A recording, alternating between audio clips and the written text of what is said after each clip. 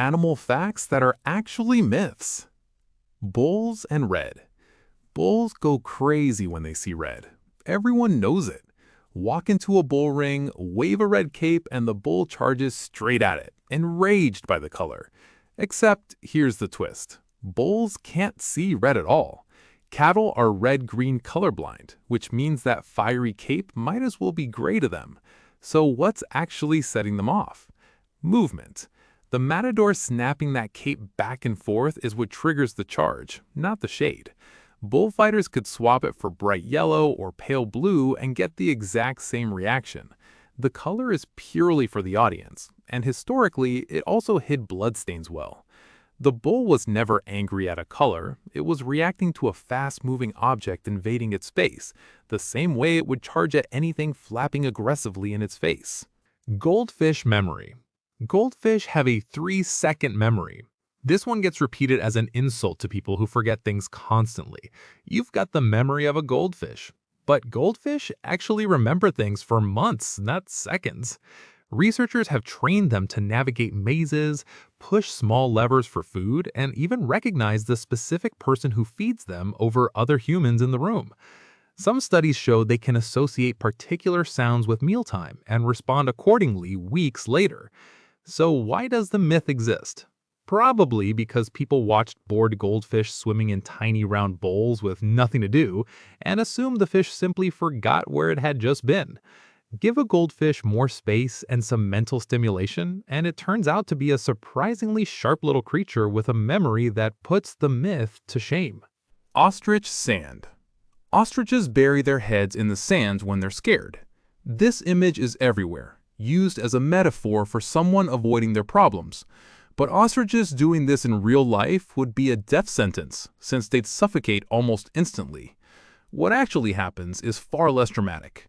When threatened, an ostrich either sprints away at speeds up to 40 miles an hour, or it drops flat onto the ground and stretches its neck out to blend into the terrain, making itself harder to spot. The myth likely comes from nesting behavior. Ostriches dig shallow holes in the sand for their eggs, and several times a day they lower their heads into those nests to turn the eggs with their beaks. From a distance, with their tiny heads and long necks dipping into the ground, it looks exactly like the bird has buried itself. It's an optical illusion, born from good parenting, not panic. Porcupine quills. Porcupines shoot their quills at predators like darts. The image is dramatic, a porcupine launching spikes across a clearing at anything that gets too close. In reality, porcupines have zero ability to fire their quills through the air. The quills themselves are stiff, hollow hairs with microscopic barbs at the tip, and most of the time they lie completely flat against the body. When a porcupine feels threatened, it raises those quills and turns its back, sometimes backing directly into an attacker. If a predator bites or claws at it, the quills detach easily on contact and stay lodged in the attacker's skin, held in place by those tiny barbs. The porcupine walks away unharmed while the unlucky predator deals with a face full of stuck quills. The detachable design probably gave rise to the shooting myth, since it really does look like the quills flew there. Elephants and mice. Elephants are terrified of mice. This idea goes back thousands of years, with ancient fables describing mice climbing into an elephant's trunk and driving it into a frenzy. The image of the largest land animal on Earth panicking over a creature small enough to fit in your palm is irresistible storytelling, but it doesn't hold up.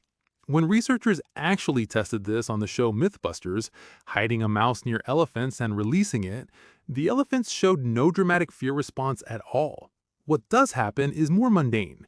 Elephants have relatively weak eyesight, and like most animals, they can get startled by anything small and fast that suddenly darts across their field of vision, whether that's a mouse, a bird, or a rolling stone.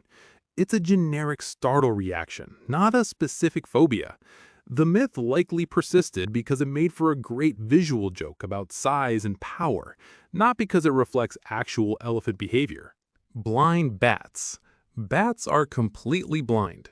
The phrase blind as a bat gets used constantly, painting these animals as stumbling through the dark, relying purely on some kind of sonar. But every species of bat has functioning eyes, and many can see quite well, some even better than humans in low light conditions.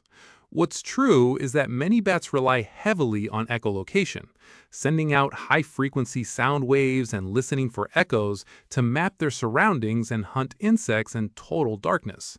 But this is a supplementary tool layered on top of normal vision, not a replacement for it. Fruit bats in particular have excellent eyesight and barely use echolocation at all, since they're mostly looking for stationary food like fruit rather than chasing moving insects. The myth seems to have come from people watching bats fly in jagged, erratic patterns at dusk and assuming that erratic flight meant the animal couldn't see where it was going. It's an erratic flight pattern, not blindness. The bat sees exactly where it's going. Lemming cliff. Lemmings commit mass suicide by jumping off cliffs. This is one of the strangest animal myths out there. The idea that lemmings periodically march toward cliffs in massive groups and throw themselves into the sea out of some collective death wish. It's not true, and the myth has a surprisingly traceable origin. A 1958 Nature documentary staged footage of lemmings being pushed off a cliff edge by the film crew to create a dramatic scene, and that footage spread the idea worldwide as if it were natural behavior. In reality, lemmings do migrate in large groups when their population grows too dense for the available food, and during these mass movements, some individuals do end up falling from cliffs or drowning while trying to cross bodies of water. But this is an accidental consequence of a chaotic migration, not an intentional, coordinated suicide ritual. Camel humps. Camels store water in their humps. The logic seems sound. A desert animal that can go without drinking for weeks must be carrying a private reservoir somewhere, and that hump looks like the obvious candidate. But camel humps are made entirely of fat, not water. That fat serves as a long-term energy reserve, something the camel's body can break down for fuel when food is scarce in the desert. The real secret to a camel's water survival is elsewhere. Their red blood cells are oval-shaped rather than round, which keeps blood flowing smoothly even when the animal is severely dehydrated. Camels can also drink an enormous amount of water in one sitting once they find a source, and their bodies are remarkably efficient at conserving whatever moisture they take in. The hump is an energy tank, not a canteen, but the myth has stuck around because it's such a tidy explanation for a genuinely impressive survival trick. Chameleon color. Chameleons change colors specifically to vanish into their surroundings. This one gets repeated constantly, the idea that a chameleon can consciously match any background to become invisible. The truth is that color change in chameleons is mostly about communication and temperature regulation, not camouflage. Bright, intense colors usually signal aggression or a readiness to mate, while duller, muted tones indicate a calm or submissive state. When a chameleon is cold, it darkens its skin to absorb more heat, and when it's overheated, it lightens to reflect sunlight away. These shifts happen through specialized cells in their skin that contain tiny crystals which reflect light differently depending on how the cells expand or contract. Sometimes a chameleon's natural resting color does happen to blend in with its environment, which is where the myth comes from, but actively repainting itself to disappear like some kind of reptile cloaking device is pure fiction. Dogs sweat. Dogs only sweat through panting and have no other way to cool down. This myth makes panting sound like a dog's only defense against overheating, when in reality, dogs do have actual sweat glands, just not spread across their whole body the way humans have them. Dogs sweat primarily through their paw pads. If you've ever noticed a dog leaving slightly damp paw prints on a hot day, that's genuine perspiration. Panting remains their main cooling mechanism since the rapid breathing helps evaporate moisture from the tongue, mouth, and airways far more efficiently than paw sweat alone ever could. The myth of dogs not sweating at all probably grew out of comparing them to humans, where sweating is so visible and widespread, and it just looked like dogs had nothing comparable going on. The animal kingdom is full of these stubborn little legends, stories that feel true because we've heard them since childhood. repeated in cartoons, movies, and casual conversation until nobody bothers to question them anymore. But the real explanations are almost always more interesting than the myth itself. A goldfish that genuinely remembers your face, a porcupine that wins fights without ever throwing a single quill, an ostrich that's just a devoted, slightly clumsy-looking parent.